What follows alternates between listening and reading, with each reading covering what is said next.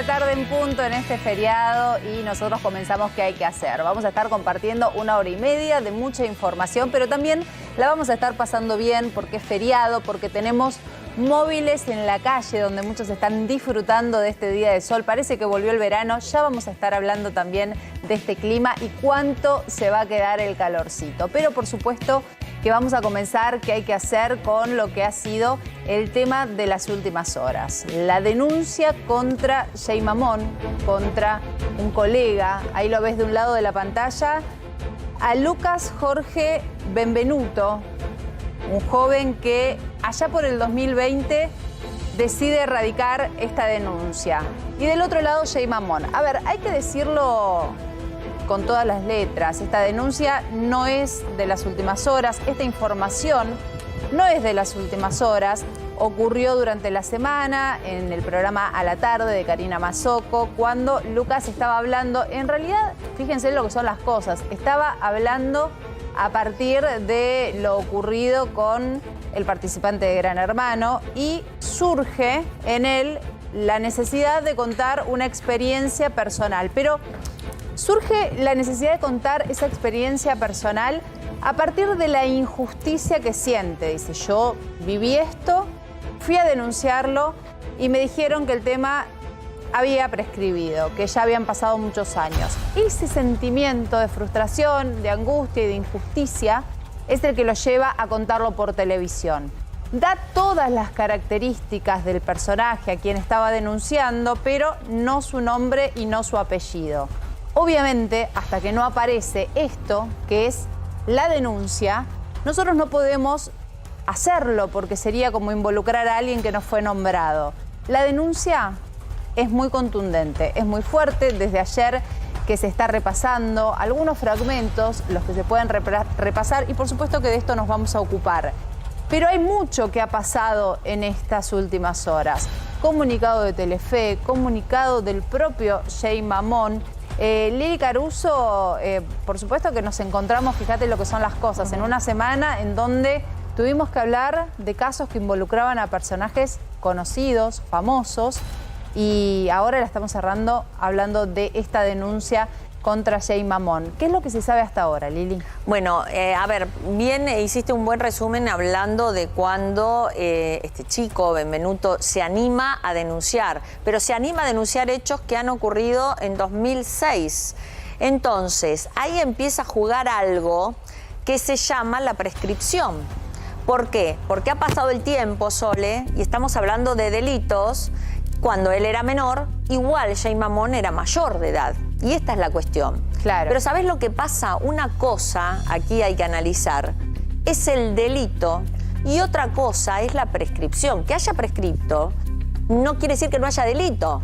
Bueno, ¿sí? A ver, sabemos que muchos están en sus casas. Vamos a hablar de este tema con información, sin sumarle condimentos a una situación que ya de por sí es dramática. Estamos hablando de una persona muy querida en el ambiente artístico y muy querido por el público. Y hay muchas personas que tienen preguntas al respecto y vamos a tratar de ir contestándolas todas. Está también el doctor Jorge Monasterki para darnos la pata legal de todo esto. Gracias, Jorge, por venir. ¿Cómo están? Bueno, vamos a tener mucho para hablar con vos, porque hay cosas que nos confunden. ¿Cómo prescriben este tipo de delitos?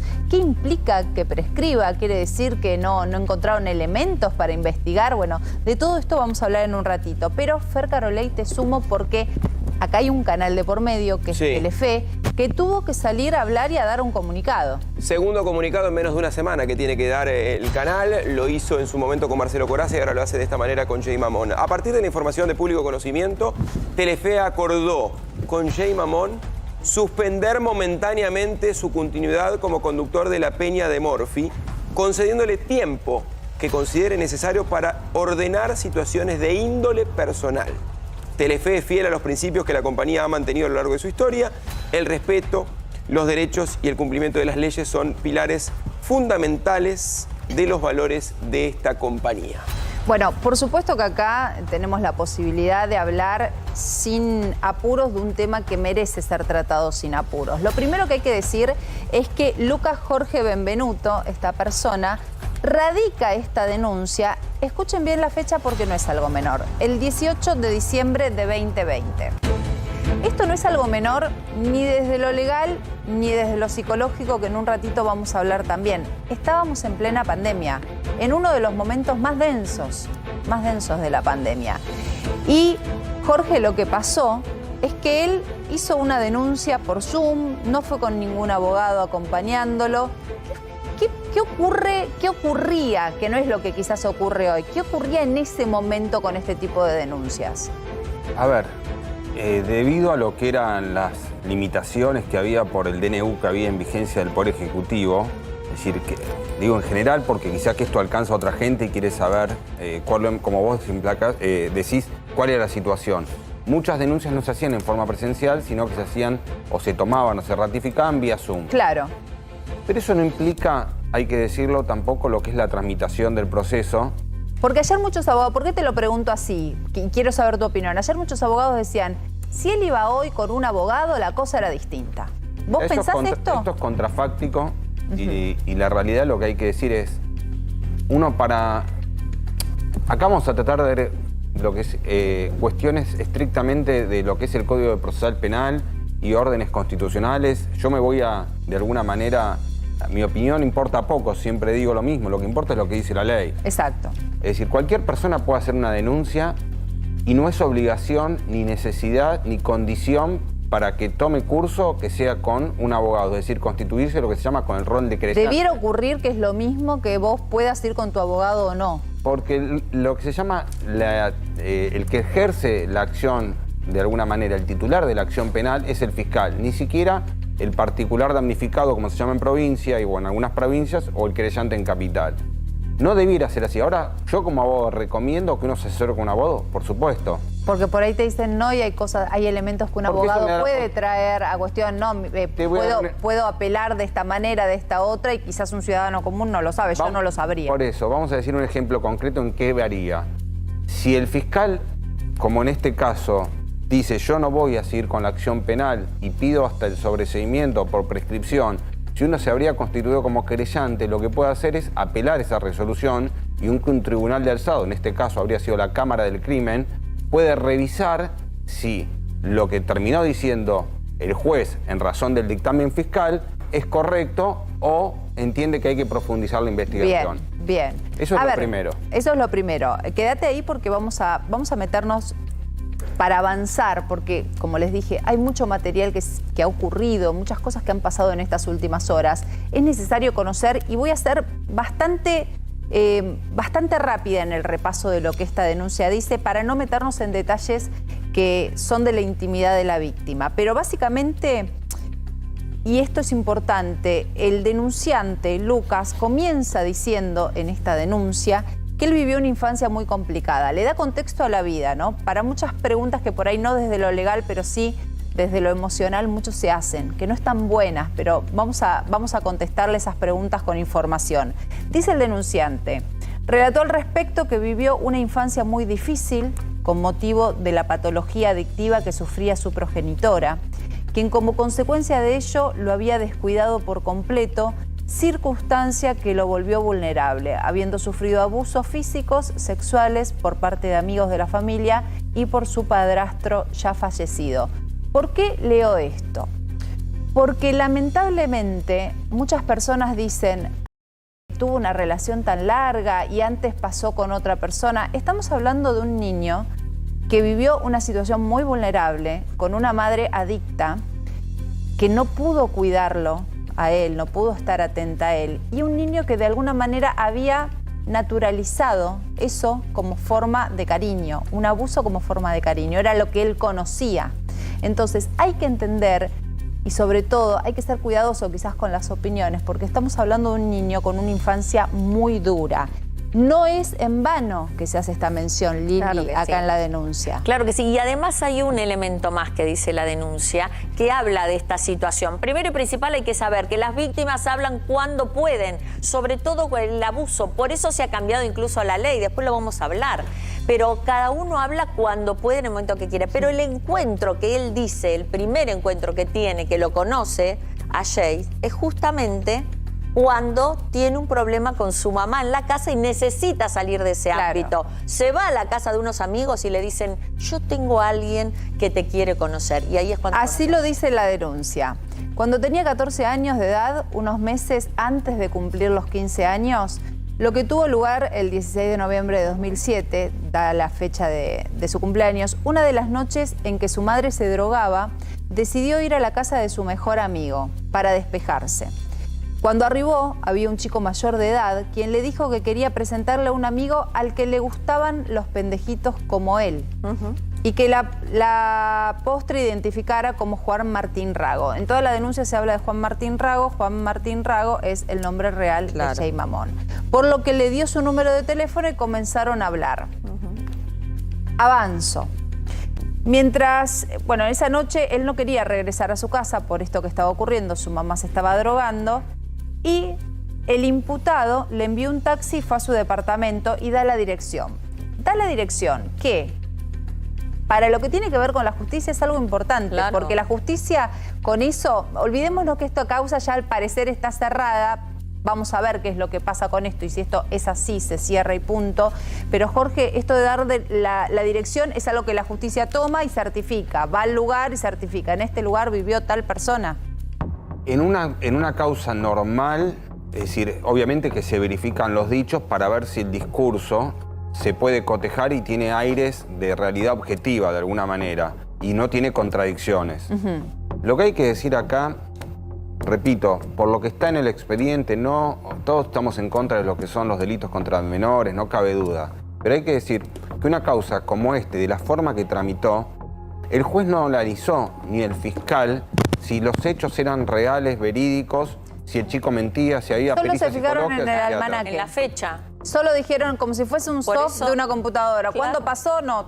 Hay que explicar eso porque, de alguna manera, te aclaro también que quizás como dato, este es el mismo fiscal del caso Corazza. Sí. Sí, lo sabemos. Digo que en un caso hay un temperamento y en otro hubo otro. Evidentemente, digo, no es un fiscal que quiere, como se dice en la jerga, cortar causas. Claro, para esta toma una postura, pero para la de Corazza toma una postura distinta. Eso lo podemos explicar después, pero en este caso concreto, ¿qué es lo que dijo? Según el relato del denunciante, los hechos habrían ocurrido en tal fecha. Pasaron más de 12 años, que es el máximo para que prescriba la causa, para lo que era el momento de cómo se cuenta la prescripción. 12 años el máximo para este tipo de delitos, 15 años el máximo para delitos que tengan como pena la prisión perpetua.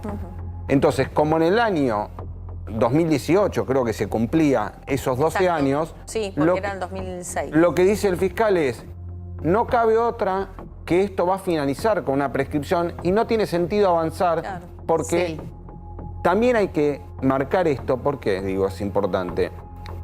Cualquier imputado tiene el derecho de contar su versión, hacer su descargo y que se produzca prueba. Ahora vamos a analizar todo eso. Yo quiero terminar de leer la denuncia para que tengamos los elementos para analizar. Vos vas a ir al tema de la prescripción, que me parece que es un capítulo que vamos a tratar en un ratito.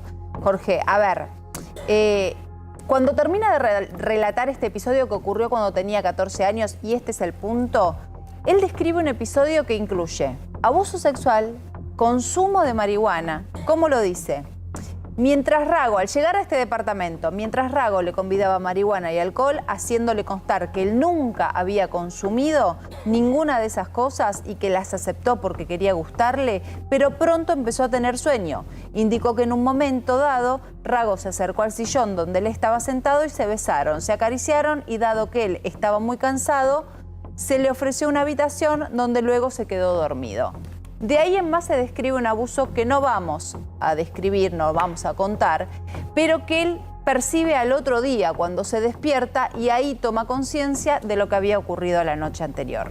Esta es una de las situaciones y aquí comienza la cosa, y avanzando con la denuncia, que es muy larga, pero vamos solo a los puntos importantes, esta relación perdura en el tiempo. Ellos se conocen a los 14 años, pero transitan el cumpleaños de 15 de él, el cumpleaños de 17 de él. El mismo denunciante en un momento dice, él estaba enamorado de la persona de Jay Mamón, él tenía un noviazgo. Claro, también hay que aclarar, cuando es entre un mayor y un menor, no existe enamoramiento, no existe consentimiento, pero el propio denunciante desde su honestidad dice, no, yo estaba enamorado de él, yo tenía una relación porque yo quería, porque yo... Pero no, claro, no hay querer, no hay consentimiento a los 14 años. Y hablan de una relación de pareja incluso, Sí. que la madre de él sabía cuando él se La iba a madre la casa, del la madre joven. del denunciante, de este chico. Al menos Nunca- sería partícipe de ser cierto esto del delito de Eso, encubrimiento a la digo, madre. claro, a ese nivel, a mí un poco de ruido, Lo que no pasa sé estaría si hay prescrito responsabilidad o también. no, pero lo que yo quiero decir es que ese enamoramiento que vos decís, Sole, y que él plantea, era hasta conocimiento de su mamá, porque su mamá incluso le hablaba a Jay, dice, preguntándole si había llegado bien, si estaban Claro, bien. sí, o estaba en conocimiento la Claro. propia madre del menor. En relación a lo que sí es bueno decir, que tanto el delito de abuso sexual cuando están involucrados menores como la corrupción de menores, lo que el bien jurídico tutelado, lo que el Estado protege de alguna manera, es que el menor a esa edad no tiene el desarrollo sexual Claro. ni no puede definir si quiere dar un consentimiento o no. Por eso la ley no lo toma como un consentimiento. Claro. Más allá de que el menor diga en su cabeza que no fue víctima de un abuso. Claro. Es Claro. que hay una No protección lo tiene por una incorporado, lo falta que de sea. maduración en Claro. poder dar el sí. Él mismo dice, yo viví todos estos años, la mayor parte del tiempo quería este vínculo y recién ahora que ya soy un adulto, que crecí, que me alejé de ese momento, me doy cuenta que lo que viví era un abuso. Hoy me doy cuenta de que aquello que había vivido era un abuso, por eso hace la denuncia. Hasta acá repasamos los hechos y ahora vamos con el análisis de la situación. Lo primero que uno pregunta es, ¿qué dijo Jay Mamón con respecto a esto que está pasando? Fer, Jay Mamón lanza un comunicado justamente por este tema. Ahora lo vamos a repasar, es la propia palabra de él, pero vamos a contar también qué es lo que dijo Yanina Latorre acerca de una conversación que tuvo. Yo sí le escribí esta mañana, como sabía que tenía que hacer el programa, no sabía si me iba a contestar, tardó un rato, fue muy escueto. Me pidió que no diga que hablé con él, pero yo tengo la obligación de contarlo, pues esto me parece una situación súper delicada. Él no me negó los hechos, me dijo que lo conocía, pero que él no era menor. Es lo único que me dijo. Yo le dije, deberías salir a hablar. En ese momento le pregunté qué iba a pasar con él. Me dijo que estaba muy deprimido, que estaban preparando el comunicado. Cuando yo hablé con él era hoy a la mañana. Bueno, eso es lo que dice Yanina Latorre, que habló con él. Dice que él asume que lo conocía, pero le dice no era menor. No era menor es porque también se estuvo diciendo, nos llegó a todos nosotros por parte del entorno de Jay Mamón, que Lucas le había mentido a Jay Mamón con la edad, que le había dicho una edad y era otra edad. Eso es una versión que desde el entorno de Jay Mamón hicieron llegar a muchos periodistas. Es distinto a lo que acaba de contar Yanina, que Jay Mamón le dijo no era menor. Igual, desconocer la edad de alguien no te exime de la responsabilidad del hecho. Pero Fer, habló Jay Mamón. El comunicado que dio vía redes sociales fue el siguiente. Ante la difusión de una denuncia que la justicia resolvió prescribir, tratándose de un episodio falso en gran parte de su contenido.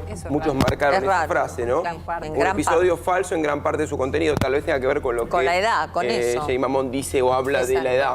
Claro. O sea, no desconoce a la persona si la edad o él dice que tenía... Yo lo tomo como algo que alguien dice, como pueden aparecer pruebas. Incluso en la denuncia el menor dice que hay mails, o sea, él no puede decir no lo conozco, porque podría llegar a aparecer alguna prueba que justamente y es más, muestra que lo conoce. Sole le cuenta, él dice que le cuenta a 2 amigas que figuran, ¿no?, en el expediente también. Entonces, que de hecho no se evacuaron esa cita, se llama así, evacuar cita, porque como se cerró, dijeron no, prescriben, no las hablaron. Pero hay 2 chicas que evidentemente saben de esta cuestión. Hay testigos. Jorge, ¿cómo lo ves vos desde tu punto que es el legal? Este comunicado, vos de ser Jay Mamón tu cliente, ¿vos lo asesorabas en hacer este comunicado? Yo lo que... A ver, es tan grave la imputación en general que es muy difícil que cualquier comunicado caiga bien en la sociedad. Eso es el primer análisis. Diga lo que diga frente a un hecho tan aberrante, a la gente nunca le va a conformar, nunca le va a parecer bien.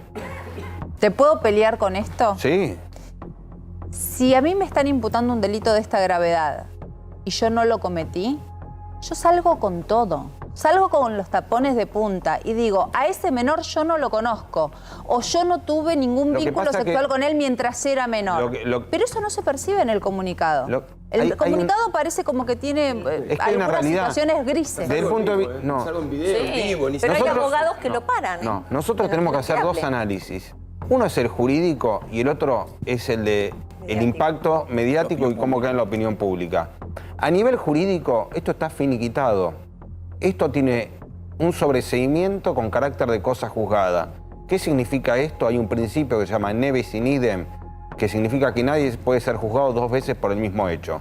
Por ende, Jay, en esta causa, por estos hechos puntuales, no puede ser juzgado y tiene, ¿No por hay la nada justicia... que pueda dar vuelta a esto? No. Por eso digo... Pero con respecto a Lucas. No, por eso digo, Sí. respecto... Con respecto No, a- estamos hablando de este hecho. Claro. Hay casos en los que la justicia sigue investigando solamente para que la víctima, en este caso el denunciante, pueda conocer la verdad, más allá de que está sobreseído y cerrado y la persona no puede ser juzgada 2 veces. ¿Es así? Eso llama Hay juicio una- por la verdad, hay- pero... Hay un sí, después lo criterio, vamos a explicar. hay un Sí. criterio que es novedoso, todavía hay un fallo de la Sala Tercera de Casación Nacional, algo dijo la Corte, que las víctimas en algunos tipos de delitos como este pueden instar lo que es la acción pidiendo que se conozca la verdad, pero una sentencia nunca va a llegar con una condena de cumplimiento. Bien. Si no, vendría a ser como No. si fuera en un proceso civil, Bien. pero dentro del ámbito penal. Perdón, Sí, Fer. solo para decirte, página que están en el expediente, habla justamente de esto. En la página 17 de esta denuncia,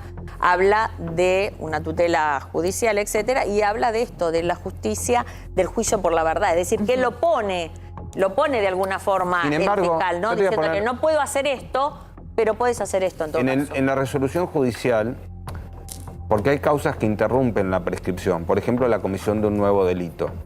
Eso. Claro. Lo que se pudo ver, que el juzgado ofició al registro de reincidencias para ver si tenía causas en trámite o había sido condenado, es decir, si había cometido otro delito. Esto igual ya, claro, a mí lo que me parece es, esto es lo que es un hecho que conocemos. Lo otro, si van a aparecer nuevas denuncias, No, por eso normalmente digo, ocurre, digo muchas que veces como paso ocurre, previo, el juzgado tomó la precaución, porque si encontraba alguna cuestión procesal que interrumpía esa prescripción, no habría tomado Ahí. el temperamento que tomó. Digo, Bien. para no tirarle tampoco todo al juzgado, No, por no, más no, que no. en la sociedad genere zozobra. Me parece muy bien hablar con la información, Pero es una y ser información- exactos. Hay que ser muy Bueno, exactos esto en es este caso. estrictamente En todo, un tema pero en este- procesal, constitucional, donde no es solamente cómo se cuenta la prescripción. Esto afectaría el debido proceso, el derecho de defensa en juicio. Hay un montón de tratados incorporados a la Constitución Nacional, Sí. en la reforma principalmente del año 94, donde garantizan derechos a todos los imputados, no a Jay Mamón. ¿Nos puede gustar o no? Bueno, hay que decir que esto a fue dejar cambiado. Es eso, inocente hasta que la se parte demuestre lo emocional contrario. de lado, porque acá queremos hablar con la información, La porque información- el delito sexual es, a ver, y te corro, de una denuncia de este tipo es muy difícil volver. Muy difícil volver, de todo Por lo eso ligado digo- a delito sexual con menor. Entonces, realmente uno tiene 2 caminos acá, me parece. Uno es el tema judicial, lo estamos explicando claramente. Después hay un juicio moral al respecto, porque yo vuelvo al mismo punto. Que la cosa esté prescripta no quiere decir que no haya ocurrido. Entonces estará en nosotros también pensar qué hacemos con esta información. Para mí la justicia tiene que de alguna manera darle una respuesta a esta pregunta. ¿Pasó o no pasó? ¿Existió esta situación con el menor o no existió esta situación con el menor? Porque la Está bien. verdad es que... Exacto. Porque si no sé. te queda la mancha o la duda. Lo que Pero pasa- Sería vos decís, injusto. esta persona es culpable de estar con un menor. Y resulta que no, que él realmente ponele, no digo que sea este caso, no lo sé. Esto de no se trata porque es viejo. Claro. Es injusto para las dos partes. Es injusto para ese menor que no puede obtener la paz de Pero el menor lo una sabía, sola. ¿eh? Está bien, pero no importa. Pero yo, correte de lo legal, Jorge. Yo que te pido algo difícil porque sos abogado.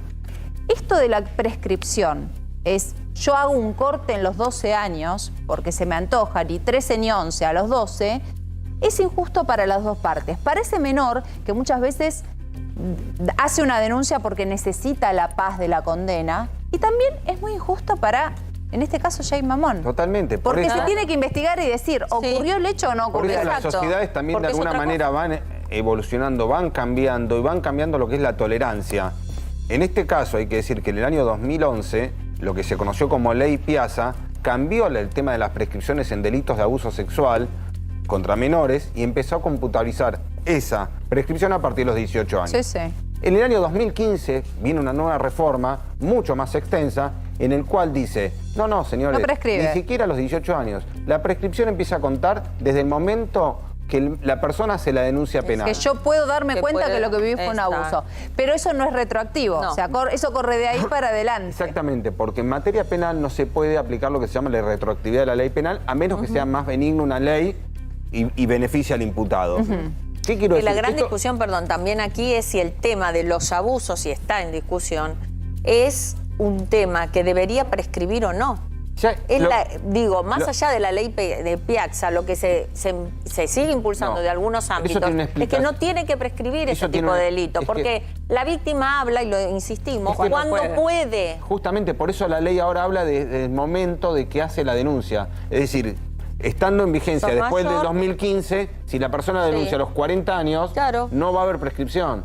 Eso ya ¿Qué le fue pasó al modificado. sobrino de Piazza? El sobrino de Piazza no pudo denunciar porque, digamos, él lo contó, pero no había ningún Pero digo, juzgamiento contar con esto respecto me parece positivo, a lo que le había pasado. porque si no es una manera de a víctimas que son de estos delitos y que son posteriores a la reforma, quizá que no denuncian porque dicen, total, esto está prescripto. Claro. No. Entonces, dar a conocimiento que esto fue Exacto. cambiado, esto fue modificado, mismo estas cuestiones de juicio por la verdad, por más que esté Que hay prescrito, antecedentes, ¿eh? hay antecedentes que marcan.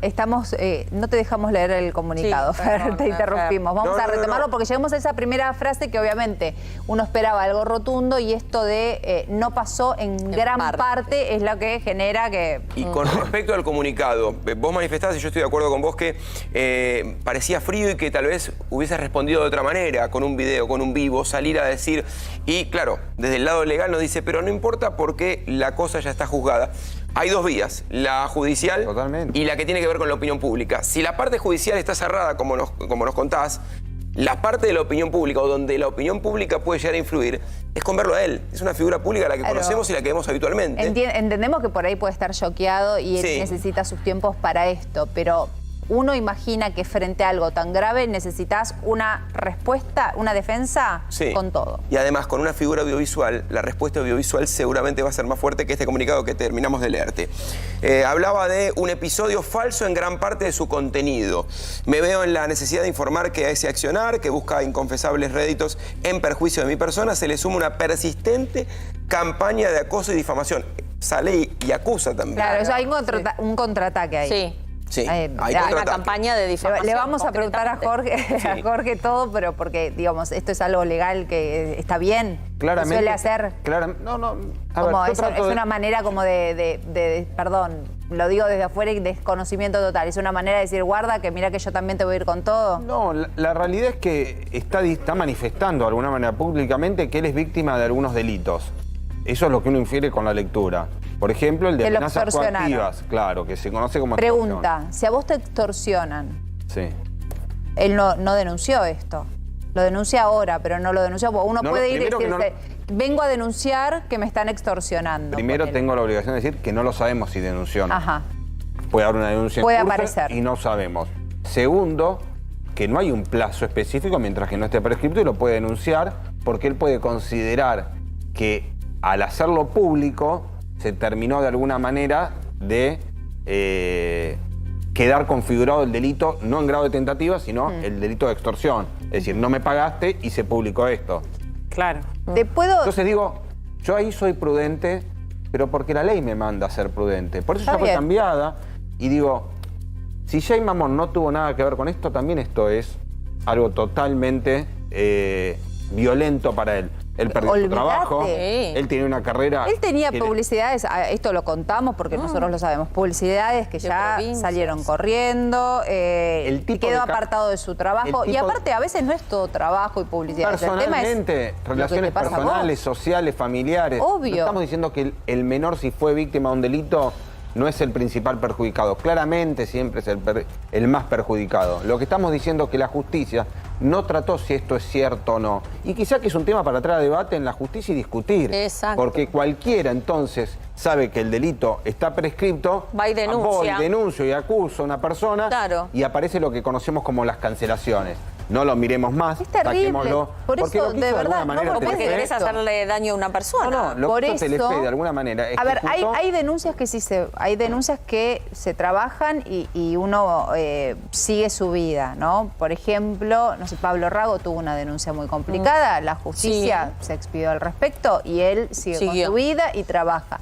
Muy Pero pocos esto que tiene que casos. ver con delitos sexuales y con menores, no tenemos mucho ejemplo de una persona que haya podido seguir con su vida. Entonces, obviamente que es muy grave para él. Por eso decimos, y es desde el sentido común, yo la verdad que lo primero que hago es salir tan fuerte que no dejo Bueno, por dudas. eso la prudencia siempre es, realmente acá hace bien, porque desconocemos y todavía no habló. Va a ser bueno escucharlo también a Jay Mamón. Por supuesto. O si hace una denuncia, conocer los términos de esa denuncia. Por supuesto. Para saber si realmente él fue víctima o fue autor de un delito. Lo que sí hay que decir que no existe lo que se llama la compensación de delitos. Es decir, yo te abusé, vos me extorsionaste, compensamos No, delitos. Eso no existe. Eso no- y tampoco existe que como yo no conocía tu edad, Claro. no es abuso. Eso generalmente es muy escuchado por los jueces cuando hay una diferencia muy mínima. Pero acá era de 14 a 18. Era un año. No, Por 14. 1 o 2 años, Acá era de no 14 a parecía, no me di 18. cuenta que era menor. Pero él tenía 30, ¿no? Y en relaciones ocasionales, No, la pero conocí en una discoteca una más o noche, yo me imaginé que si a las 3 de la mañana estaba, era mayor de edad. No, puede pasarte con una persona, pero no de 14 a 18. Aparte es una relación que Él mantiene en ese una momento tenía continuidad. 30 No, y en el años. tiempo. Claro. Lo que hace la duda y lo que te hace dudar, Sol, es esto que vos comentabas, que él 15 mismo años. habla del enamoramiento y que sigue esa relación. Dice que fue a su cumpleaños de 15 años, dice Pues que fue a su eso. cumpleaños de 18 años. O sea, es una relación que ellos, por lo menos por lo que describe el denunciante, la describe como una relación de noviazgo. Claro, recordamos, que yo sé que vos y todos acá tienen ese criterio, pero siempre es bueno decirlo, no hay una relación que se pueda hacer consentida por más que la madre No. brutalmente consintió Exactamente. Claro. en un caso de ser Mira, cierto, porque no existe No el avala, consentimiento y no puede haber una por más que relación la entre madre ambas- le diga, sí, anda con él. Yo te pasala quiero ir, lindo te y quiero todo ir lo a que la te parte del ocurra. enamoramiento. Sí. Él dice, agrega Benvenuto que él se sentía enamorado del imputado y que una vez había publicado una fotografía de ambos en red social Facebook, pero la eliminó a pedido de aquel. O sea, él sube una foto con Jay Mamón le pide que la saque. Foto que de estar la causa corriendo se podría rescatar, digamos. Estas son todas las cosas que por esta prescripción quedan en la nada. Pero uno Exacto. podría... Él no dijo si la guardó Si hay una tampoco. investigación en curso, pedir a los servidores de Facebook, entiendo, Fer, que uno borra una foto de su Facebook, pero en algún lado puedes pedir y se Sí, rescata. Sí, podría rescatarle. De podría haber buscarla. una orden judicial. Y seguramente tal vez él la tenga. Eso es lo que El me chico también parece la tenga. importante. Es También. el 2006 igual, ¿se podría igual? Sí, seguramente, 2006, 2007. seguramente tenga la foto. Bueno, para cerrar esto del enamoramiento, otro encuentro tuvo lugar en una fiesta que Rago organizó en el barrio de Congreso unos días antes de cumplir el denunciante 15 años. Culminada la cual, y de forma disimulada, dado que Rago se cuidaba de que no lo vieran irse de la fiesta con un menor de edad, se fueron juntos al departamento de aquel, donde tuvo lugar el tercer encuentro. Oportunidad en la que vuelven a tener relaciones sexuales, destacando que aquel estaba alcoholizado y también detalles de esa relación. Continuó su relato diciendo que al cumplir 15 años, los encuentros íntimos con Rago comenzaron a hacerse más frecuentes, manteniendo una relación de pareja, ya que pasaba muchos días en la casa de aquel y se decían que se amaban, se extrañaban, iban juntos de compras, miraban películas, siendo que era él, siendo Jay Mamón, un refugio, así lo denomina, para el denunciante. ¿Por qué hacemos este apartado? Porque él mismo, hasta incluso desde su honestidad al denunciar, dice, yo estaba enamorado, yo quería verlo. Pero volvemos a este punto. Si algo sirve en estas barbaridades que estamos contando en esta semana es para educarnos. No existe voluntad ahí, no existe consentimiento, no existe enamoramiento. Siempre desde un mayor a un menor de 14, 15 años estamos hablando de un abuso sexual. Y lo otro que hay que decir que generalmente las personas menores que son víctimas de este tipo de delitos de tipo sexual son personas que no tienen familiarmente una contención y buscan generalmente de alguna manera esa falta que tienen de afecto o ese perjuicio que han tenido, pueden naturalizar más una situación. Recordemos que por qué el Estado de alguna manera a través de lo que es tutelar como un bien jurídico dice esto es delito. Por lo que decíamos antes, porque no tiene el desarrollo madurativo, psicoemocional para poder decir si es correcto o es Claro, incorrecto. porque hay como un gris desde los 18 a los 16, que no ocurre antes de los 18, exactamente. ¿no? Siempre abajo de 16 ¿Cómo hay es abuso. eso? Explícanos para de paso aprender. Lo que hay, es decir, menor de 16 años, hay que diferenciar lo que son los abusos sexuales, los delitos del 119 que se conoce, con lo que es el delito de corrupción de menores. Por ejemplo, el delito de corrupción de menores puede ser la persona mayor de edad, pero si yo me aprovecho del perjuicio que tiene la persona, de engañarlo, de vulnerarlo, o como el delito de trata de personas, que es captarlo para explotarlo sexualmente, nada tiene que ver la edad. Acá estamos hablando de abusos que sí tiene que ver los menores de 16 años que no pueden prestar el consentimiento, donde la ley de alguna manera tutela que no existe el consentimiento. Es decir, las relaciones de un mayor con un menor de esa edad siempre va a ser considerado delito. No importa el consentimiento de la persona. Perfecto. Y no importa, Esto está perdón, aclarado. que quede claro esto que preguntaba Sole. El menor, hablamos menor de 14, de 15, 16, siempre abajo de los 18 el abuso. Sí, hay una etapa como entre los 16 y los 18 donde, repito, no es lo mismo una persona que tiene una relación consentida y hay como que ese consentimiento se puede escuchar diferente a partir de los 16 años. Abajo de esa edad no hay consentimiento válido, no hay relación, por más que sea un noviazgo, No hay nada. que se traten bien, que no haya... Que lo conozca la madre, que lo conozca Que el se padre. quieran, que se elijan, no hay elección. No hay elección. A los 14 años no hay elección. Exacto. Vamos a escuchar primero el descargo de Lucas, porque Lucas habló, y luego vamos a hablar también con su abogado, pero empezamos por el descargo de Lucas. Creo que todos a esta altura saben quién soy. Estoy eligiendo el medio por el cual también di la entrevista, que es este programa, el programa de Karina Mazzocco, para hacer un pequeño descargo y pedir, por favor, que se me deje de preguntar, que se me deje de hostigar. Hay muchos medios que me están llamando sin parar, que me mandan mensajes sin parar. Hace 2 días que yo no puedo dormir, que no puedo comer. Quiero que sepan que después de cada entrevista que yo doy, termino destrozado. Entonces para mí es muy importante cada vez que hablo. Por favor, espero que esto se entienda, que para mí el haberme reconstruido, ¿sí? Después de todo lo que me pasó, fue muy difícil. Fue muy difícil reconstruirme como persona, reconstruir ese niño que fui, este adulto en el cual yo hoy me convertí. Para mí fue difícil. Hubo un gran equipo de terapeutas que estuvo detrás para ayudarme en todo esto. Y el trabajo y el camino fue muy largo para que hoy yo pueda estar acá. Creo que ahora están todos arriba, ¿sí? De una sola persona, que todos ya saben quién es, pero están centrados ahí. Y la verdad es que yo vengo batallando junto a mi abogado con un montón de causas. Y me duele un montón que los medios hoy quieran usar solo ese nombre, ¿sí? Para tener la primicia de esa historia, olvidándose de que junto con mi abogado, como dije recién, venimos luchando hace muchos años con esto.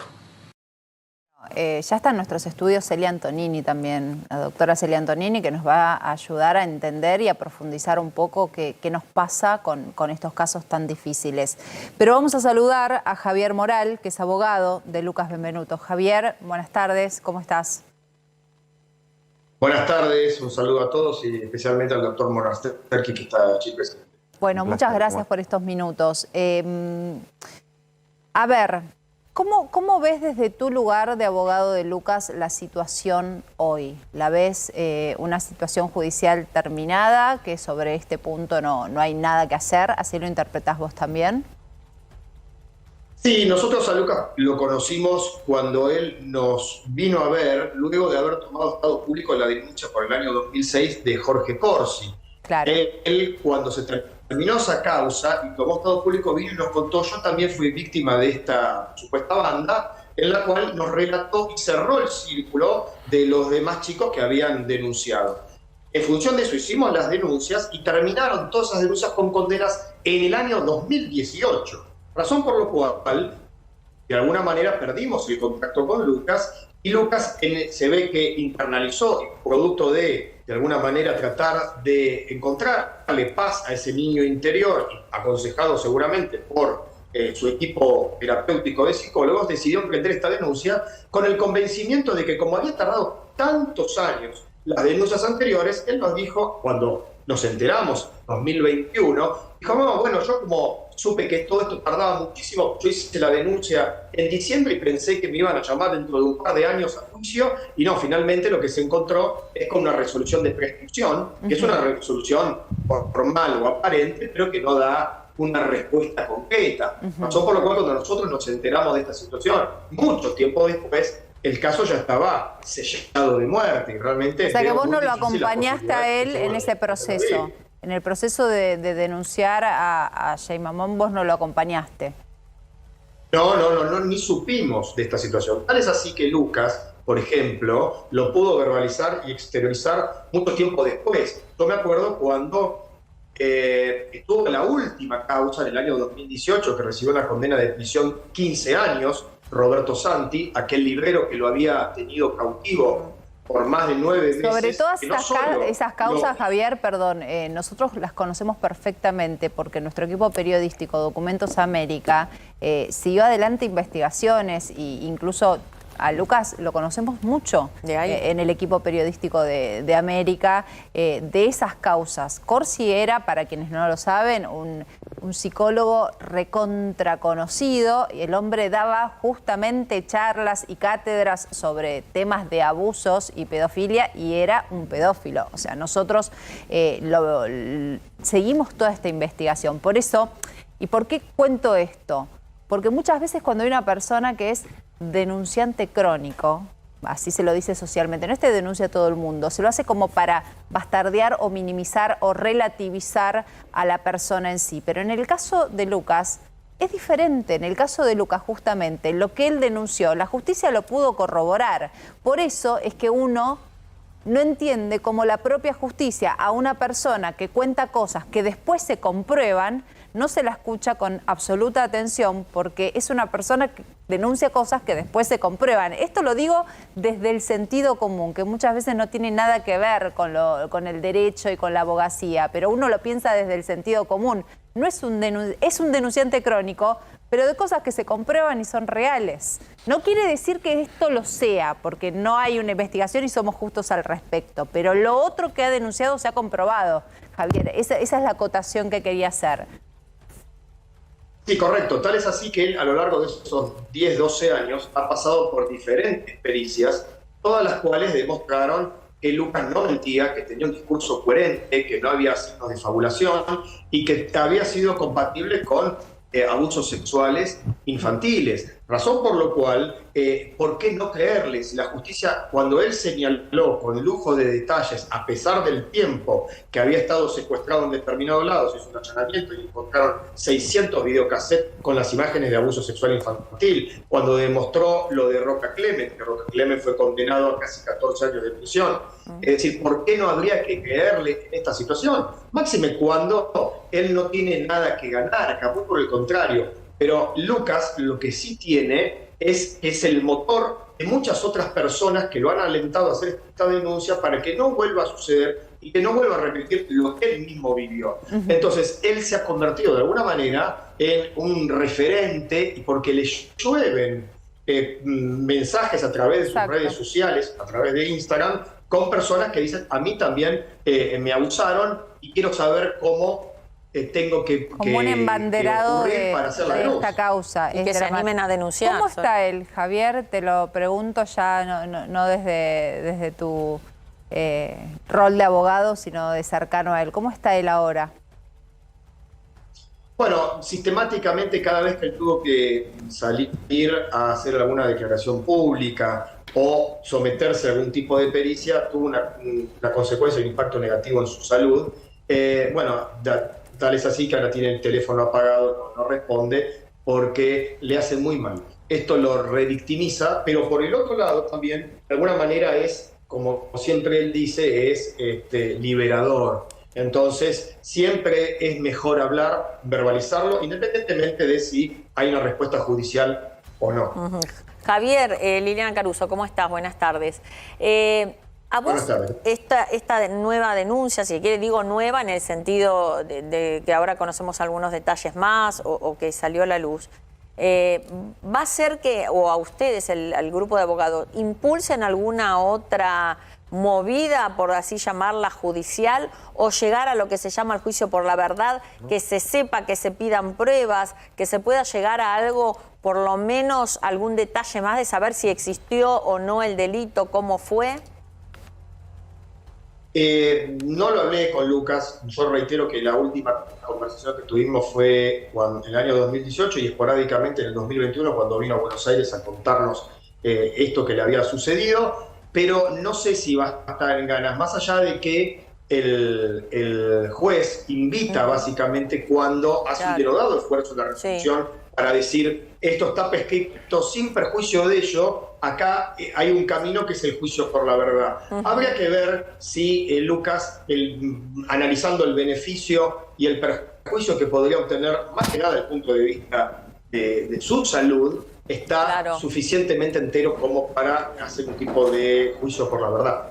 Javier, te quiero agradecer estos minutos y la explicación. Sabemos que obviamente te están llamando de todos lados, hay mucho interés en la sociedad y en los medios por conocer detalles de esto. Por supuesto que esto va a seguir, así que te vamos a seguir molestando. Gracias.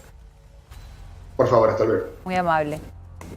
Bueno, y estamos con la doctora Celia Antonini para tratar de entender un poco. Esta semana fue una semana muy movilizante para todos, muy movilizante. Pensar que esto pasa y obviamente a veces llega mucho a las pantallas porque son personas conocidas, pero hay todo un mundo que cuesta, a cualquier persona de bien le cuesta mucho entender este mundo tan oscuro. Es un impacto muy grande, es muy fuerte, sí, lo que está pasando y en un tiempo tan corto además, en cuestión de días. Fíjate que no es casual, porque a Lucas lo convocan en el programa A la Tarde de Karina Mazzocco para hablar justamente del caso de Corazza. Y mientras él está hablando, saca esto. Lo saca casi como para hablar de una justicia que no escucha. Pero esto abre toda una puerta. Digo, de alguna manera hay una conexión en todo lo que contamos. Absolutamente, no sabía eso, que fue por el caso de Corazza. Claro. Él sale hablando de la historia de Lucas es una historia que creo que empezaron con los abusos a los 4 años. Sí, muy dramática. Totalmente. Un chico totalmente quebrado por esta situación. Empezamos por, ¿sabés lo primero? Y quiero arrancar por acá. Él hace la denuncia en el 2020. Más allá de las consecuencias judiciales que esto tiene, porque la verdad le toca hacer una denuncia solo por Zoom. Se archivó, listo, prescripto, como si fuese una máquina de hacer chorizos, digo, la cajonearon. Pero esto pasa en medio de la pandemia. ¿Y cuántas veces te hemos escuchado a vos hablar de lo que la pandemia hizo, ¿no? Realmente te termina revolviendo cosas que vos tenías tapadas. Sí, sin duda, la pandemia generó este tipo de cosas. Uno se encuentra con uno mismo, está encerrado en su departamento, en su casa, sin poder hacer la vida de todos los días. Y eso ha hecho que mucha gente tenga no solamente estos recuerdos o estas situaciones, sino que se enfrenta a situaciones traumáticas que ha tenido en el pasado y que las situaciones traumáticas hay que entender que a uno le vienen, se le aparecen. No es una cosa que uno vaya a buscar, al contrario. El cerebro lo que intenta sobre el trauma es taparlo, es ocultarlo por el nivel de sufrimiento que genera.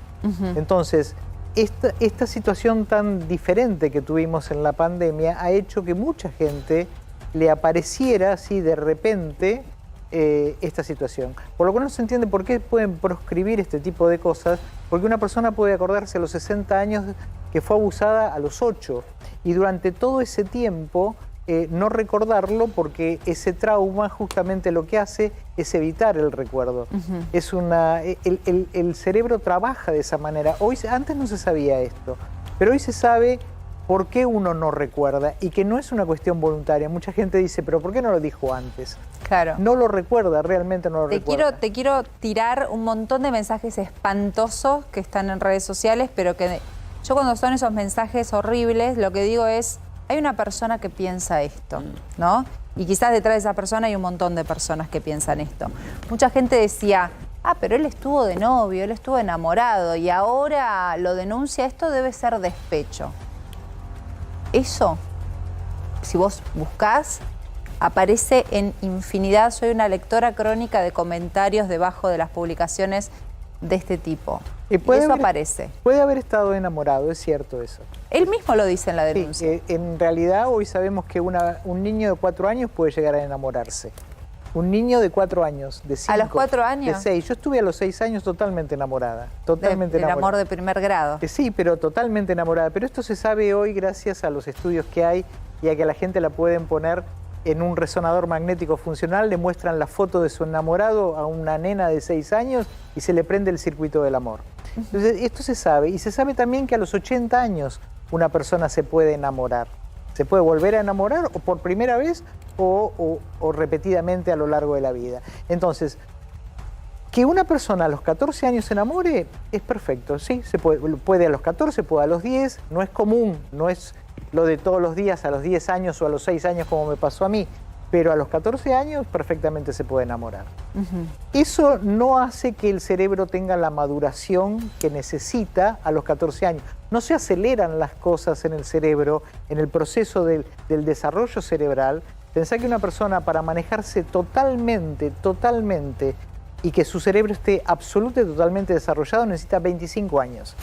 O sea, 25 años vos tenés todas las funciones del cerebro al máximo de Se entiende la edad del funcionamiento. pavo entonces, desde los 18 donde dicen Sí, no, todavía, uno puede bueno. controlar un montón de cosas. Vos podés tomar decisiones a los 18, a los 20, pero la maduración total del Se da a cerebro los 25. se da a los 25 años. Bueno, por eso decíamos esto de que a los 14 años la ley te protege justamente de esto, de que vos no podés decidir. Por eso, vos te podés enamorar a los 14 años, sí, te podés enamorar. ¿Tu cerebro por enamorarse se va a desarrollar más rápidamente? No.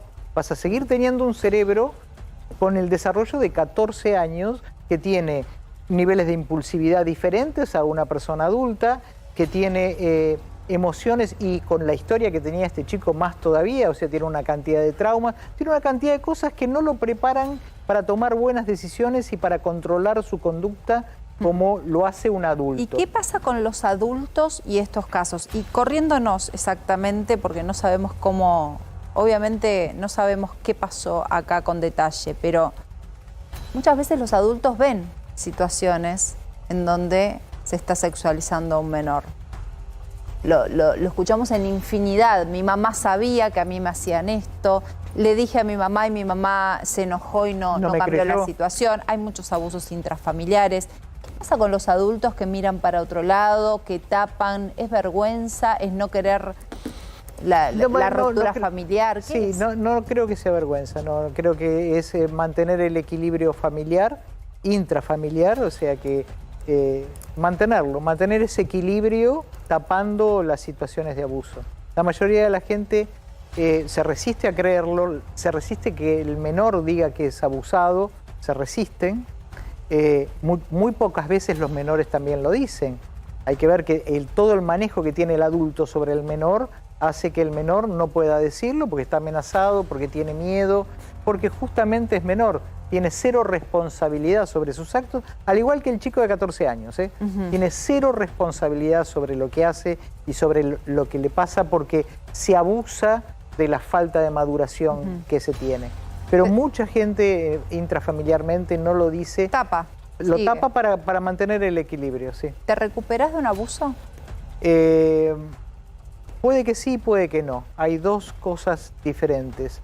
Es el nivel de resiliencia que tenga la persona, con eso se nace, que es una capacidad para poder sobreponerse a situaciones realmente traumáticas. Hay gente que sale de eso, que estuvo muy dañada en la situación, pero que puede realmente recuperarse.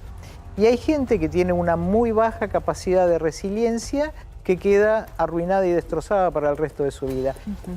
Lo importante acá es saber que el abuso es exactamente igual que haber venido de la guerra. El nivel de trauma es exactamente el mismo. Una persona que fue a la guerra, que vio cómo mataban a sus compañeros, que mató, que tuvo toda la situación de guerra, lo que está pasando hoy en Rusia y en Ucrania con Rusia, ese trauma que tienen esas personas, uno entiende que alguien que vino de la guerra esté como esté, ¿no? Que cuando están mal o están deprimidos, o no se han podido recuperar y no se han podido insertar en la vida normalmente, uno lo comprende. Con el abuso no lo entiende. Cree que la persona abusada tendría que recuperarse de eso e ir a la vida normalmente. ¿De qué depende? Del nivel de resiliencia de cada uno. Todos tienen daño, algunos tienen un daño que pueden de alguna manera curar un poco y poder insertarse y vivir y tener la posibilidad de ser un poco más felices, no una felicidad total. Lamentablemente la persona que ha sido abusada nunca puede tener un nivel de felicidad total por el nivel de daño que tiene. ¿Recomendás que se tiene que hablar este tema en casa con los chicos, tocarlo de alguna manera? Porque, a ver, estos temas están... Me imagino padres haciendo malabares para que los chicos no vean determinado contenido porque estuvieron durante toda la semana. ¿Hay que hacer eso o hay que explicar? Hay que explicar, hay que hablar, hay que contar qué es lo que los chicos no tienen que aceptar, que sean tocados por ninguna persona, por ningún mayor, por ningún maestro, porque esto no es... no son personas ni por el tío, ni por el primo, ni por el papá, ni por el maestro. Esto para las nenas y para los chicos hay que decirlo, hay que educarlos. ¿A partir de qué edad? Porque, no sé... Desde el día que van solos al baño, si vos vas con tu hijo en el shopping caminando y tiene que entrar al baño y ya quiere ir solito al baño de hombres. Con distinto lenguaje, pero en todo momento. 4 años, 6 años. Claro. Y no hay un hombre que lo lleve, ahí hay que decirles que no puede ser tocado, sus partes íntimas no pueden ser tocadas por ninguna persona, salvo el doctor cuando está mamá o papá. O sea, obviamente eso por una cuestión médica. Claro, pero hay que explicarlo porque lo van incorporando como algo natural. Entonces, en el momento en que si llega a pasar alguna situación en el colegio o en cualquier lado, ya saben que eso no es así. Esto de tu cuerpo es tuyo. Sí, es lo mismo, mira, es la misma educación y con la misma normalidad de cómo le enseñas a un chico a cruzar la calle. ¿Puede cruzar solo la calle? No. Desde pequeño le vas diciendo que hay cosas que sí, hay cosas que no. Esto es lo mismo, tiene que entrar dentro de la educación que le damos. ¿Por qué el denunciar, te voy y te vengo? ¿Por qué el denunciar y obtener justicia en tal caso calma ese dolor? Calma un poco el dolor. ¿Cómo funciona el cerebro ahí? Bueno, porque es un poco todo el daño que vos me hiciste a mí, de alguna manera sufrí un poquito, aunque sea por todo lo que vos me hiciste. Esta es la manera que piensa el cerebro, es como diciendo todo el daño lo recibí yo. Bueno, que no te salga gratis. Que no te salga gratis, que sufras con la cárcel, que sufras con la condena, que sufras algo. Y siempre es un porcentaje menor al daño que uno recibió, siempre. No personifiquemos en nadie, porque podríamos hablar de un montón de personas. Recién hace un ratito mencionábamos al doctor Corsi, ¿no? Al psicólogo Corsi, que en su momento daba cátedras de esto. ¿Por qué este tipo de personas tienen una doble cara tan marcada? Parecieran ser las personas más buenas, los mejores vecinos, los mejores padres de familia y esposos, y un lado B que no perciben a veces ni sus propias esposas. No es que se hacen, como diríamos, las pavotas, mira, no lo perciben. Son totalmente adaptativos. Las personalidades que tienen hacen que ellos puedan vivir la vida, pero doble vida internamente también. O sea, son personas normales, no las vas a descubrir, no te vas a dar cuenta si vos tenés compañeros de trabajo que tienen este estilo de vida, porque son, mientras están... ¿Dos caras? No, porque mientras están con el adulto, son adultos. Mientras se relacionan con la gente, son gente normal que piensa y siente como todos nosotros. La orientación sexual y el deseo sexual colocado en pedófilos, en chicos, o en este caso como el de Lucas, en una persona de 14 años, se despierta frente a la persona, o sea, el deseo... Al objeto de su deseo. Exactamente, por lo cual, si ese objeto no está, son absolutas y totalmente normales, no lo vas a descubrir, no te vas a dar cuenta, como bien decís, un hombre que llega a su casa, que tiene mujer e hijos, no hay forma de que lo descubra. Celia, gracias. Por favor. Gracias por todo lo que nos ayudó. Al contrario. Bueno, les vamos a mostrar un spot muy especial, pero es un spot que tiene como protagonista a Burlando, a quien todos conocemos como abogado, pero que inicia su carrera política. Presten mucha, pero mucha atención a este spot y ahora lo vamos a analizar.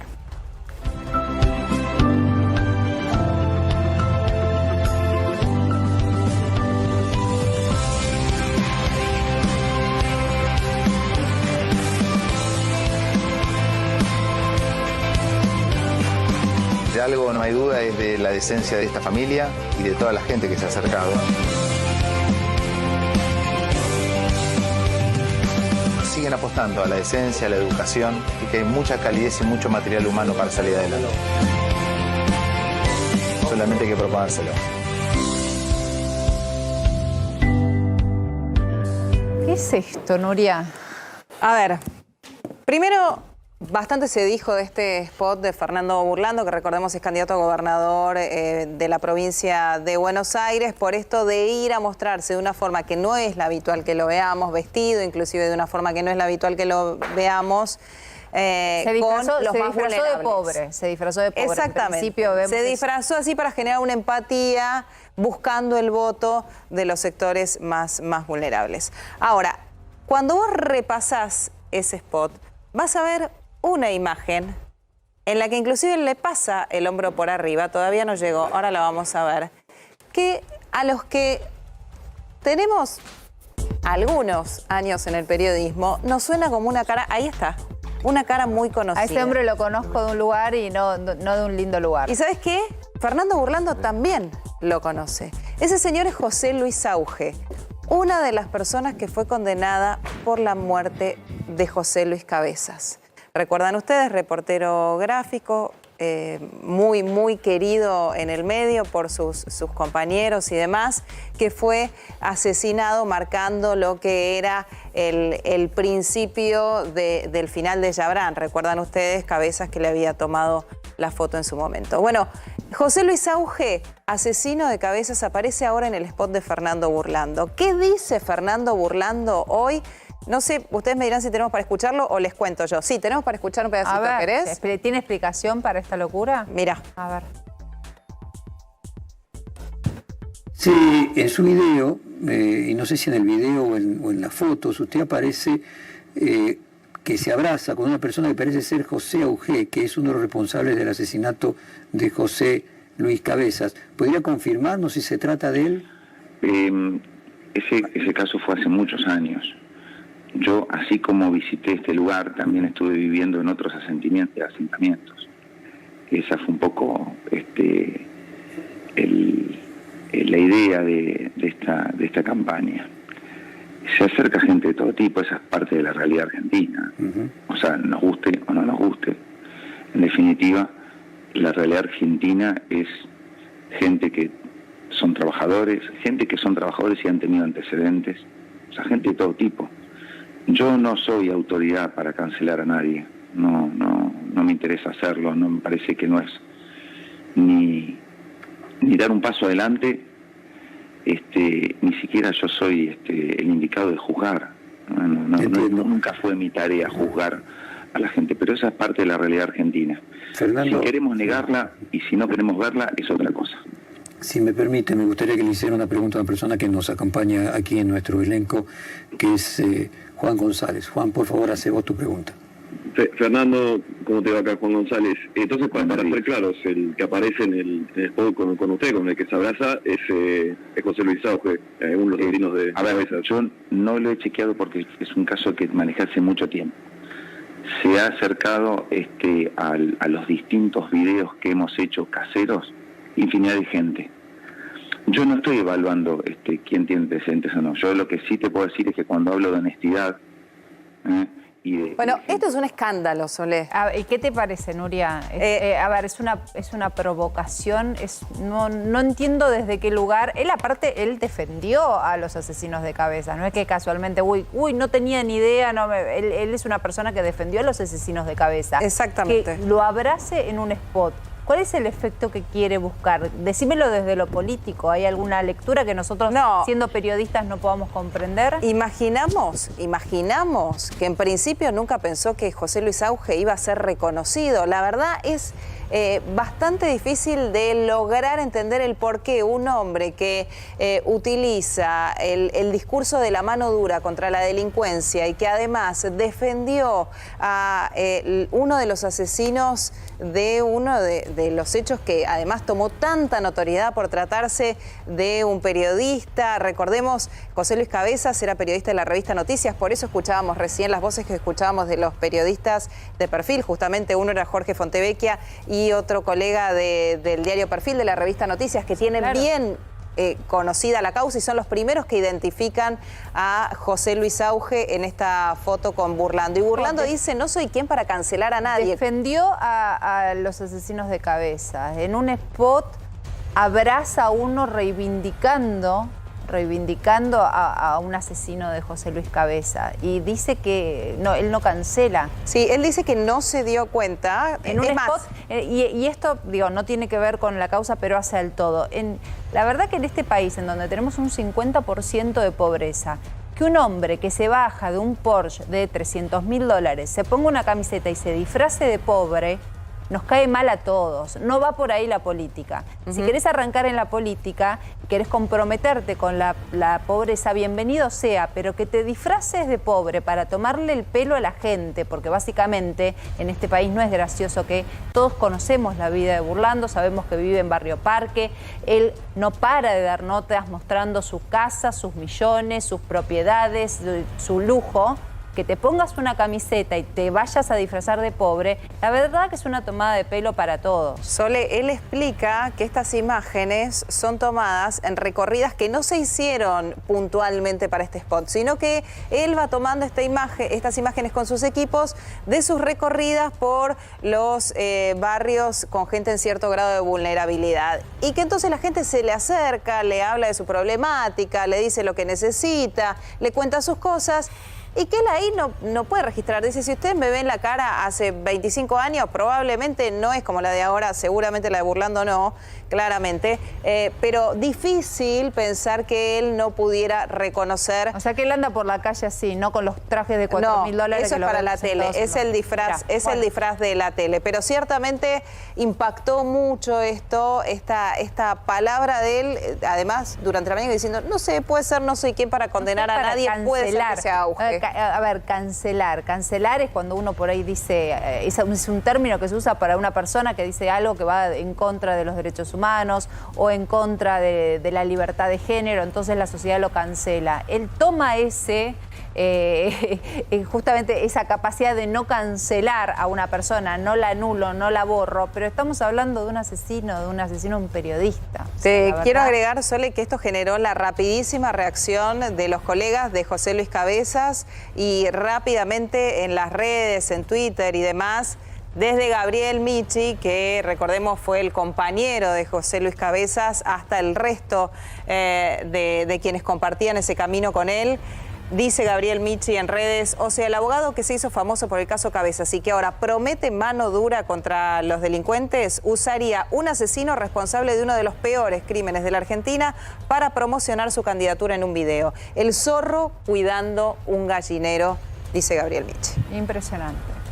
Bueno, hoy es un día muy especial para los argentinos y justamente en el acto en búsqueda y el reclamo de memoria, verdad y justicia habló Axel Kicillof. Lo escuchamos. Tienen que haber una democracia plena, por eso también la cuestión de la proscripción a Cristina Kirchner. Mirá, la Convención Internacional de los Derechos Humanos, en su artículo 10, habla de un poder judicial independiente y de, además, la imparcialidad de los jueces. Nosotros acá tenemos los jueces que condenaron a Cristina, el Lago Escondido, junto con los directivos de Clarín, junto con jueces, con fiscales, con servicios de inteligencia. Es repugnante, es una cloaca y la verdad que a 40 años de democracia no nos merecemos esta instrumentación del Poder Judicial para perseguir a dirigentes políticos. Un breve análisis. Nos vamos a la Plaza de Mayo, ahí está nuestro móvil, está Marcelo Padovani. Marcelo, te escuchamos. Hola Sole, buenas tardes. Bueno, así luce la Plaza de Mayo a esta hora de la tarde de este viernes 24 de marzo. El escenario, Sole, que ya está preparado para un acto central en el que va a hablar, tenemos entendido, Máximo Kirchner en el transcurso de la tarde. Lo primero que pasó, Sole, le cuento a la audiencia de A24, fue un acto de la izquierda que no se unió a este acto que se está realizando, mejor dicho, en estos momentos por agrupaciones más afines al gobierno nacional y al kirchnerismo más propiamente dicho. Memoria, verdad y justicia para defender la democracia. Corporación Judicial nunca más, dice el cartel principal, Sole, que estamos viendo ahora en las pantallas, que están tanto a la izquierda como a la derecha del escenario central, donde, reiteramos, va a estar presente, entre otros, Máximo Kirchner, y tenemos entendido también que algunas integrantes de la organización Abuelas de Plaza de Mayo, Madres Línea Fundadora, ya estuvo, como mencionamos en el acto anterior, que fue organizado por sectores de la izquierda. Así es. Bueno, vamos a volver ahora en minutos a Plaza de Mayo, pero un día muy, muy importante para todos los argentinos. Hay mucho programa por delante, tenemos muchos temas para trabajar, pero todo esto tras la pausa breve.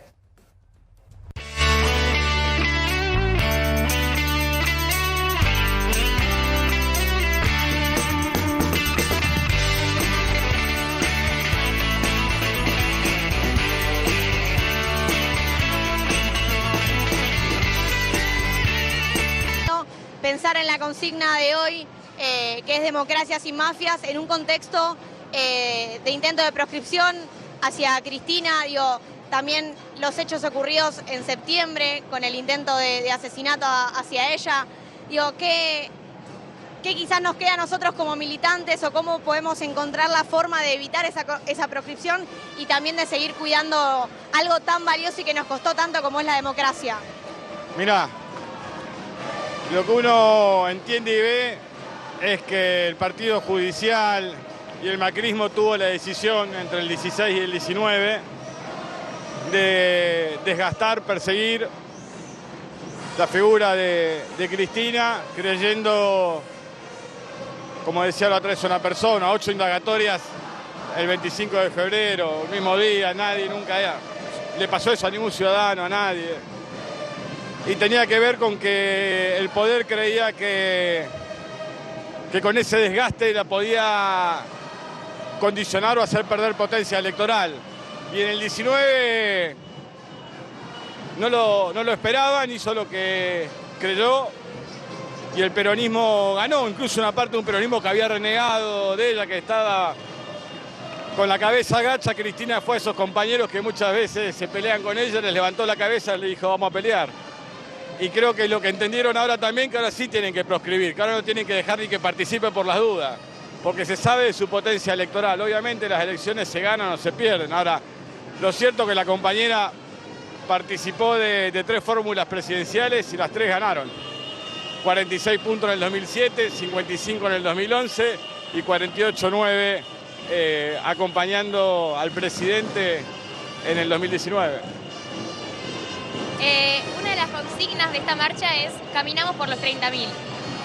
¿Qué consignas tenemos hoy en la actualidad? ¿Qué banderas compartimos con las que ellos también tenían los 30.000? Creo que la independencia de nuestro país, la independencia para que haya más equidad, para realmente poder potenciar nuestro país necesitamos contar con la mayor cantidad de argentinas y argentinos con acceso a la educación, a la salud, que vivan más seguros también y seguras en sus barrios, a la salida de sus escuelas. Tenemos cosas buenas también en nuestro país aún. Por eso cuando uno escucha que algunos quieren liberar el uso de armas y ve lo que pasa en los países donde se puede hacer, que tienen que soportar que pibes y pibas de 14 o 15 años entren a las aulas y maten a sus compañeros en las universidades. Realmente en Argentina tenemos muchas deudas, desafíos pendientes y también tenemos cosas buenas para valorar. Y eso creo que en esa relación intergeneracional tiene que ver con la igualdad, con la soberanía, con demostrar que otro país y otro mundo es posible también. A veces hay un conformismo alarmante. y ese conformismo va a conducir a grandes dolores a los ciudadanos y ciudadanas de Argentina. Cuando uno ve que las condiciones que nos imponen a nuestro país desde el Fondo Monetario, que lo que les interesa es conducir nuestra economía, no que podamos pagar o hacer frente a la deuda de manera lógica, sin que eso dañe y resienta el desarrollo de nuestra patria. Tenemos que darnos cuenta también qué pasó durante el macrismo. Lo que hizo el macrismo en materia de endeudamiento es criminal, y hasta acá ningún fiscal, ningún juez y mucho menos nuestra Corte Suprema ha puesto, aunque sea, el ojo en ello. Y la verdad que es necesario saber qué se hizo con semejante cantidad de plata que hoy le está trayendo tantos dolores de cabeza a los argentinos. Entonces uno ve que viene el Fondo Monetario a explicarnos cómo manejar la economía, mientras los bancos norteamericanos se caen y enseguida salen en su rescate. Están más interesados en rescatar los bancos que a la gente. Y nosotros estamos más interesados en rescatar a la gente que los bancos. Y ese es el gran problema siempre. Hace días atrás, Cristina dijo que se necesitaba amor y coraje para la patria. Yo, como compañera militante, creo que acá está ese amor y coraje para la patria. Espero que esté mirando, espero que esté observando, porque el afecto y el cariño de la gente y el pueblo, o ciudadanos y ciudadanas, o la sociedad, como lo querramos llamar, es importante para cualquier persona cuando da esas peleas. Y esas peleas a veces nos salen bien y a veces nos salen mal, pero las damos desde la mayor de las honestidades intelectuales y políticas, que es querer que nuestra sociedad cuente con un punto de vista más del que quieren imponer con los discursos mediáticos, donde o se persigue o se suprime. Vos imaginate si Larreta y Bullrich juntaran caminando el 10% de lo que hoy camina. Lo tendrías en vivo en todos los medios. ¿Entendés? Entonces nosotros queremos que la sociedad tenga la mayor cantidad de puntos de vista para elegir libremente. De eso se trata. Después competimos. Ganás, perdés. Ese es el fin y lo que nosotros buscamos. Querer a nuestro país, a nuestra manera, cuidarlo, cuidar a la gente. Cuando quieren ir sobre ellos, hacer el escudo para poder protegerla. Y cuando podemos avanzar, poder ofrecerle cuadros militantes, cuadros técnicos que tengan un fuerte compromiso con su país a la hora de administrar el Estado. De eso se trata. ¿Cuál crees que quizás son los desafíos que tenemos quienes militamos o los distintos dirigentes que forman parte de este espacio, referentes, digo, como organización política de cara a lo que viene? Yo creo que el desafío más grande es tratar de que la postura, aquello que fuimos marcándole a nuestro gobierno, no con el diario del lunes, sino con el diario del día. Constantemente, cada vez que advertimos que estaban los problemas, lo fue diciendo Cristina a su manera, lo fuimos diciendo nosotros, lo dijimos incluso con el Fondo Monetario. Hoy uno escucha a dirigentes de diferentes espacios políticos decir que hay que renegociar. A un año de votarse, una votación que se dio con la guerra comenzada, con los precios de los commodities disparados, gas, soja, maíz. Bueno, a veces tenemos que saber clavar los tacos en el piso y decir no. Pero no desde una cuestión de lo que algunos quieren plantear como si fuera meramente ideológica, sino real y pragmática de número. El acuerdo era malo y esto lo saben todos a lo largo y ancho del país. Entonces creo que nosotros tratamos con la mayor de las honestidades. Quizás algunos pensaron que se trataba de una disputa política y acá lo cierto es que Argentina tiene una curva de vencimientos por delante que agobia y estresa sus cuentas, pero lo peor de todo es que hay una sociedad que nos reclama más patrulleros, más cámaras, más hospitales, pymes que nos están reclamando los dólares de importaciones para poder completar las cadenas de producción que aparte generan valor y salario en el trabajador y la trabajadora argentina, recuperar ese poder adquisitivo de ese trabajador y esa trabajadora. No es fácil, no es en un día, pero cuando realmente a veces pudimos haber torcido en favor de la gente, por diferentes motivos no se hizo, y es lo que hay que hacer. Y si alguien se enoja, vamos a elecciones y la sociedad define.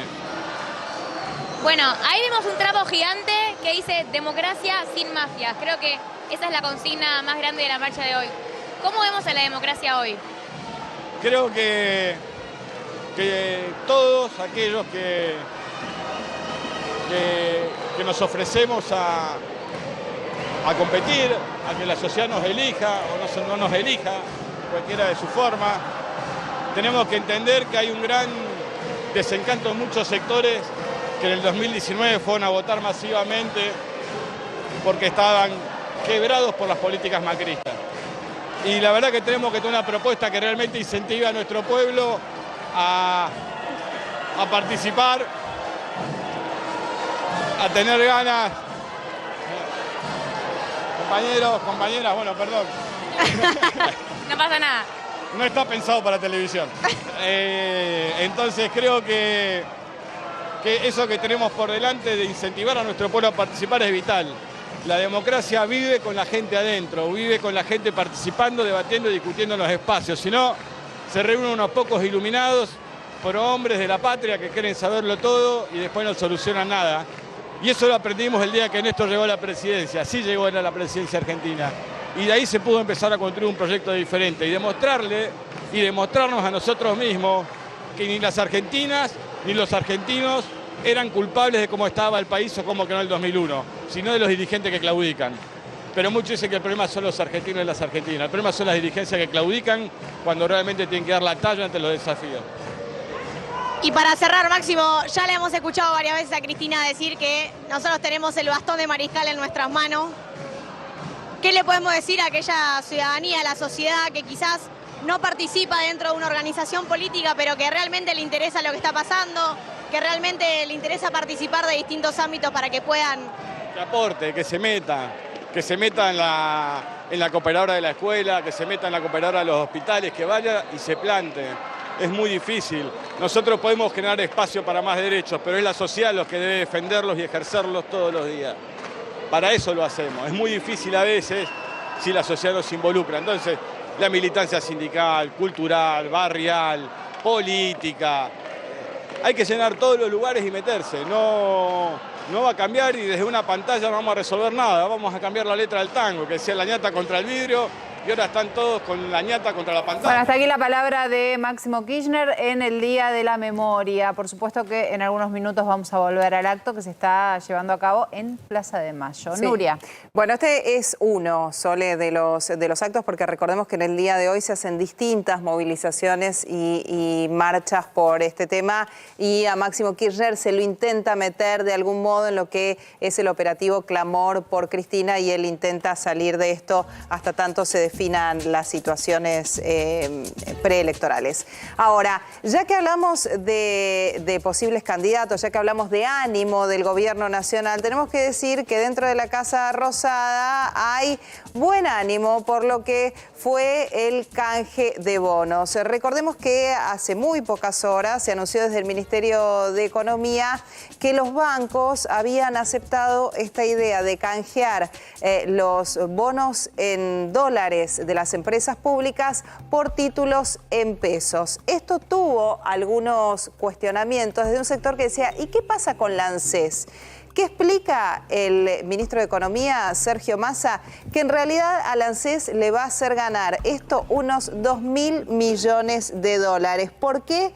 Porque con este canje de bonos, dice, por un lado, se ahorra cómo se venden los bonos, que se van a vender al 60% de su valor real, y además no pierden en relación a la inflación. Describen determinadas características positivas de este tipo de bonos, y finalmente asegura el Ministerio de Economía que va a terminar teniendo un efecto positivo para los organismos públicos. Sole. Bueno, hay mucha información todavía. Vamos a hacer una breve pausa y a la vuelta Fernando Carolay nos trae novedades tecnológicas, Liliana Caruso con los hechos policiales más importantes de la jornada, y vamos a salir un poco a la calle, que es un día muy lindo y hay muchos disfrutando del feriado. Tras la pausa.